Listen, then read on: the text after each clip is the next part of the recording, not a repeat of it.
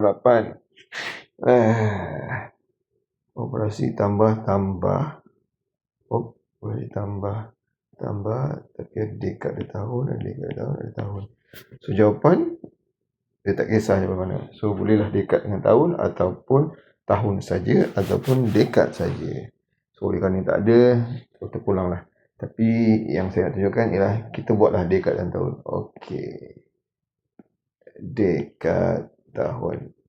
Tapi kena faham dulu berapa umur tahun untuk memanggilkan dia dekad. Dah tak pakai tahun. Okey, so jawapannya berapa? 10. Maknanya bila dah 10 itu dah layak jadi satu dekad. 10 lagi sampai di 20 dah 2 dekad. Tambah jadi 30 tahun dah 3 dekad. Okey, so pertama sekali 3, 5 tambah apa ni?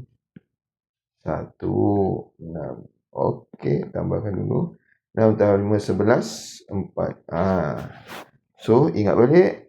Kalau 10 dah layak untuk panggil satu dekad. So, ini dah 11. So, kita tolaklah 10. Maknanya kita dah tambahkan sini jadi 1. Jadi, jawapannya ialah 11 tolak 10, 1, 5. So, jawapannya dah 5 dekad 1 tahun.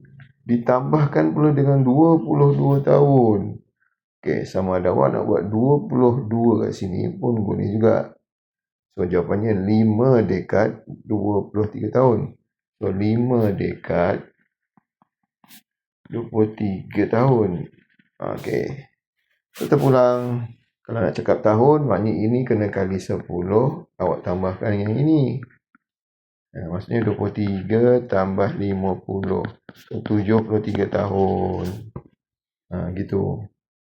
Ataupun awak tukarkan 23 ni menjadi dekad. So, 23 itu ialah terdiri dari 10. 10, 3. Kan?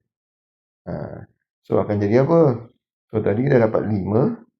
Ini akan jadi 1 tahun. Sedekad. So, tambahkan. Jadi 7.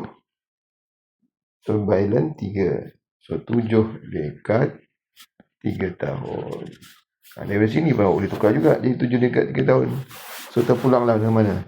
Cuma nak highlightkan sini. Ingat dia punya nama dia layak pangkat ni mana. Sampai bila dia naik pangkat dekad tu. Itu 10 tahun. Okay, so jawapan 73 boleh. 7 dekad yang boleh. Ataupun 7.3 pun boleh. 7.3 dekad pun boleh. Mana-mana lah Okay, baik. Itu saja.